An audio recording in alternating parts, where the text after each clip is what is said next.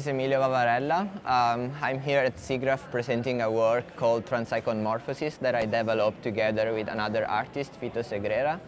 And we developed this work probably 6 months ago. The artwork is based, as you can see, on a video chat interface. The peculiarity of the work is this device that we built together that is the TRANSICONMORPHOSIS artwork. It works with electrodes, and the work itself is based on two computer stations.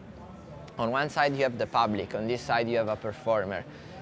These electrodes are always plugged to the face of the performer, and they shock the face so that the face mimic each emoticon that is received to this computer.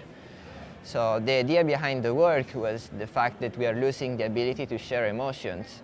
We communicate so much with technology that this is basically disabling our ability to show emotions naturally. Because you can text someone, you can send an email. So what happens? Maybe in 50 years, 100 years, you will need another piece of technology that can actually reproduce artificially the emotions that today we are still able to simulate and show. I'm more like an observer.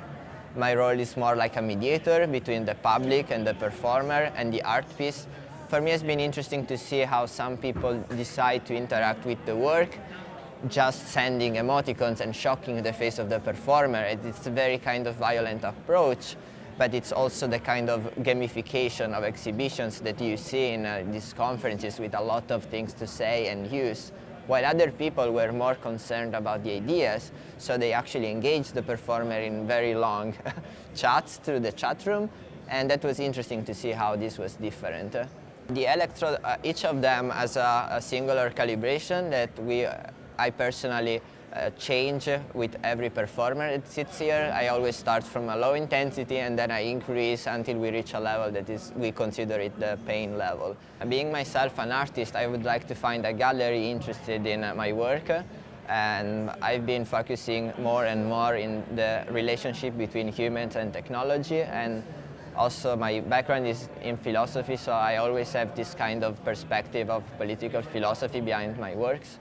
I think it was a great opportunity for me to exhibit this work with an audience that is slightly different from the normal crowd that you have at art openings in art galleries.